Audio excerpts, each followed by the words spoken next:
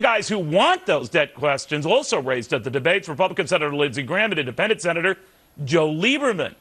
They're good friends with my next guest, Arizona Republican Senator John McCain. And you might know that fellow to the right of him. He was his top economic advisor when Mr. McCain was running for president. He's the former CBO chief, Douglas HOLTZ-EAKIN. Gentlemen, welcome to both of you. Senator, what first do you make of, just take this off the table, take this whole debt thing off the table, or at least the debt commission stuff off the table? Well, it's just stupid. I mean, the debt commission covers a good roadmap on how we can address the debt. So it's just stupid. So we ought to move on to other things, and it ain't going to happen. So we ought to move on to other things like the tenor of this campaign, like the fact that Joe Biden, who is a nice guy, who I've known and been friendly with for many years, continues to say things that are unacceptable in American politics, and yet he seems to get away with it because it's just sort of a joke. Well, he crossed the line again with this statement about being in chains or putting people back in chains. He should be held accountable. The Obama administration should be held accountable for this ad that basically alleges that Mitt Romney is responsible for the tragic death of a man's wife. And Neil, let me just finally say, what do you get if you win with this kind of campaign? What is, I thought about that a lot when I was running in 2008. If you run this kind of slash and burn gutter campaign that they're running, what happens when it's time to govern again? I would argue that it would be very difficult for anybody, any team that ran this kind of campaign to govern and bring people together come the following January. Let's say if that is the case, Doug, and you stick to the high road on the issues and how we address entitlements, as Paul Ryan wants to do, and with his choice by Mitt Romney seems to indicate Mitt Romney wants to do. So you're on the high ground, but there's a lot of controversy and mudslinging back and forth because you dare talk about the third rail of politics, reining in the growth of entitlements. And that's all Congressman Ryan's been talking about with his plan, just reining in the growth, not ending it, just reining in the growth. Risky? And what do you think? And what is the alternative? What plan? Doug and I were just talking. Tell me one thing that the president is saying that he's going to do if he is reelected, and including they have no plan.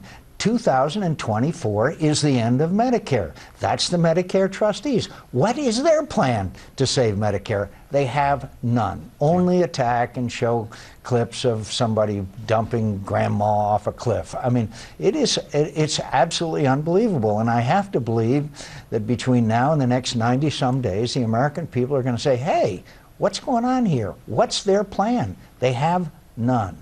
And Neil, you and I have had this conversation. I think the most important thing that's happening, and one of the things I admire about Mitt Romney choosing someone like Paul Ryan, is a frank adult conversation with the American people about how this has to change.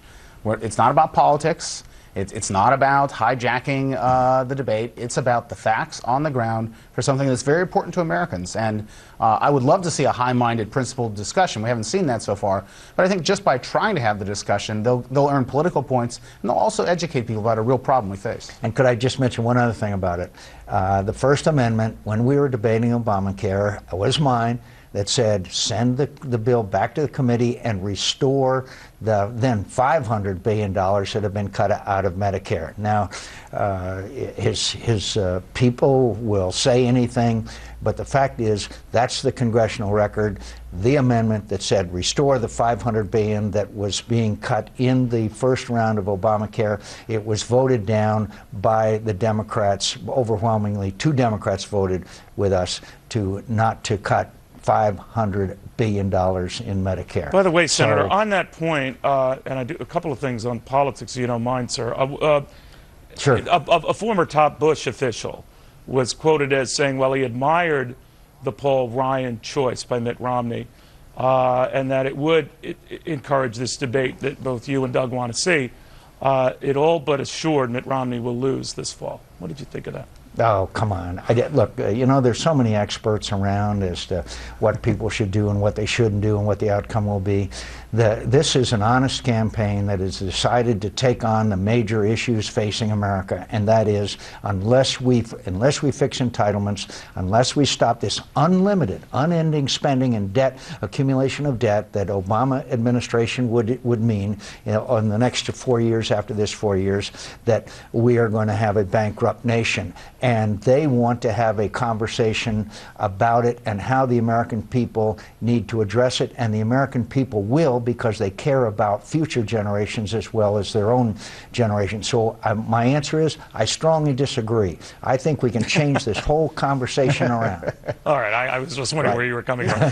Doug, this housing thing today, I mean, it comes at a time when Fannie and Freddie, they're trying to clamp down on banks to see that they could be more generous and all that, but we're still in a mess. This housing doesn't seem to be making much movement one way or the other. What are you guys doing today to address that? Well, we came to Arizona because it has obvious travail from the housing collapse, and we bring national level experts here to Phoenix. We had some local experts, and quite frankly, we just learn a little bit about the problems on the ground. You can make a lot of mistakes if you just sit inside the Beltway in D.C. and not go out and really understand this. And I think we now know that going forward, we have to have reforms that are long overdue. The senator had a bill in 2006. It went nowhere. We still need better policies for Fannie and Freddie and clean off the liability for the taxpayer. But we also need to think hard about how can you get housing markets to recover. And our answer, from going to Las Vegas, Phoenix, Columbus, Ohio, Orlando, Florida, our answer is we need better growth policies, because only with jobs and with some money in their pockets will the people who have new households and want to own a home be able to get out of rental and into housing. And so the overall failure to have a comprehensive growth policy comes back to housing markets as well. Senator, last night, your former running mate, Sarah Palin, was on with my friend and colleague, Greta Van Susteren, saying that given Joe Biden's remarks and his intemperate remarks throughout this campaign, her view, that the president might be wise to swap him out for Hillary Clinton. What do you think of that?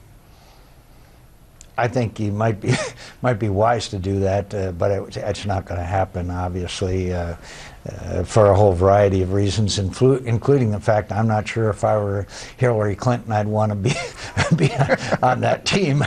Really? But I think her ambitions, very frankly, are for 2016. Okay. And I'm not sure that would enhance that likelihood. Donald Trump was just on with me, Senator, a couple of minutes ago, saying that he declined an invitation to speak. That's his take. And that he is going to do something, and it is a surprising announcement. I don't know what it was or what it is, but I'm sure you do. Can you tell us? I don't know what he's going to do. I'm always informed and entertained with his appearances on your show and others, and I'm glad that Donald Trump is engaged in the political process, and I appreciate that. What he is going to do at the convention, I would have no idea, but with your persistent and unpleasant questioning, it came out that it's going to happen early. Maybe you should have. Maybe I should have followed up. Yeah, I guess I should have followed up. That's your polite way of saying, why did you follow up? Senator, we would know then. We would know, yeah. All right, well, that's nice, guys. Just rub it in my face on my show. Always a pleasure. Seriously, Senator Douglas, always good seeing you. Be well. Thanks a lot. Thank you. All right, well.